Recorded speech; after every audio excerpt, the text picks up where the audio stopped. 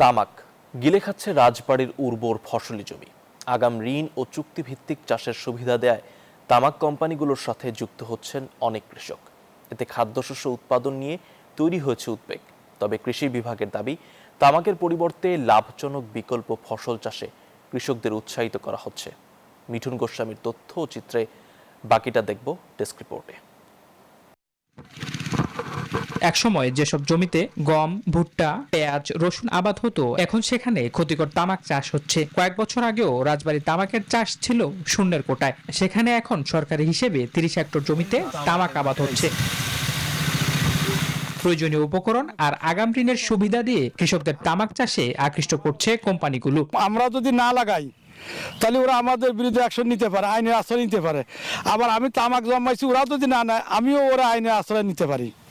এরকম একটা চুক্তিবদ্ধ হয়। বাদার সময় সাহান একটু সেন্ট বাড়ায় কাঁচা পাতার, আবার দেখা যায় খোলার সময় একটু শুকনো পাতার সেন্ট হয়।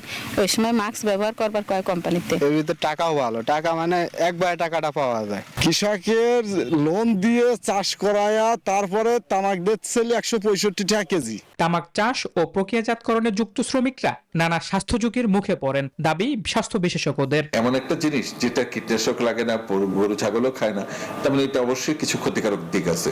আর এই পাতাটা তারা যখন হ্যান্ডেলিং করে সেখানে তাদের কিছু ক্ষতি হতে পারে। কৃষি বিভাগের দাবি, খাদ্য নিরাপত্তা নিশ্চিত করতে তামাকের পরিবর্তে লাভজনক বিকল্প ফসল চাষে কৃষকদের উৎসাহিত করা হচ্ছে। কৃষককে যাতে এই প্রণোদনার উপকরণ দিয়ে অন্য ফসল করানো যায়, তামাক চাষে যেহেতু তারা আর বেশি আগাইতে না পারে এবং তামাক চাষ না করতে পারে, সে বিষয়ে আমরা তাদের পরামর্শ দিয়ে এসেছি।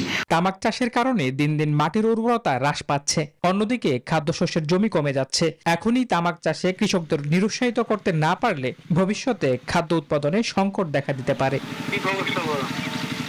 Desk report, news 24।